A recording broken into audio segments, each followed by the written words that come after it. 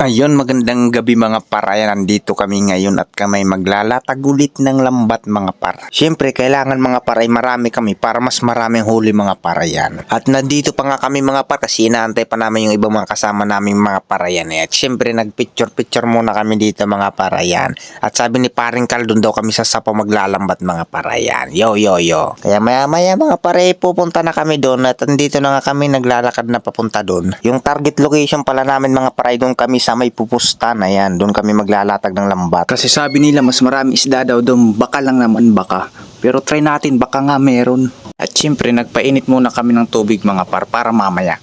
Ayun mga par, makalipas ang ilang oras na pag-aantay kasi nakatulog muna kami dito. Ayan, bale andito na yung ibang huli namin mga par, you know. Amin ang sinabawan para sa almusal mga par, ayan. At syempre, ayan, nagsalo-salo na nga kami dito mga par no mga par natin. Talagang magpapakabusog kami ngayon kasi maglalatag pa ulit kami mamaya. Yung tinatawag na magdadalagan o tatakbo kami mga par, ayan, gamit yung lambat mga par, ayan. Kaya binilis-bilisan namin yung pagkain dito at syempre maya-maya nagpahinga muna kami para maka-relax. Para makabuelo ulit mamaya, ayan. At syempre andito na nga kami, bumibuelo na. Ayan, naglatag na kami ulit ng lambat mga par, ayan. At saka syempre tinitingnan na namin yung mga huling isda. Pero sa pagkakataon na to mga par, mukhang mahina. Kaya takbo dito, takbo doon para makabenta at para may pang-ulam din kami ngayon. Kaya lang mukhang sa pagkakataon na to, puro mga takbo lang yung nagaganap. Kaya sige lang, takbo lang ng takbo pero bumabalik din naman kami. Mukhang hindi kami makahuli ng isdang aming hinahanap. Kasi dito mga par, yung mga huli naming isda yung tinatawag sa amin na kubalan. Pero masarap din to sa pakso kasi yung katawan niya medyo malaman. Siya nga pala, ito pala yung mabatong lugar dito sa Pupustan. Ayan mga par, ayan.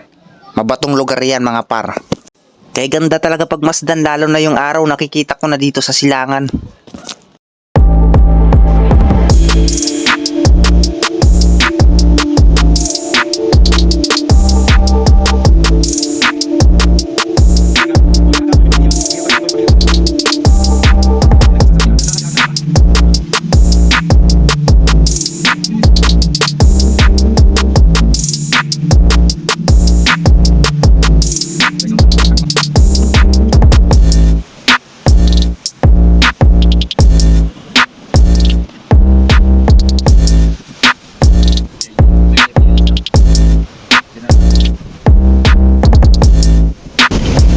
Guys, ang tawag namin dito, kubalan. Sa Tagalog, kubalin.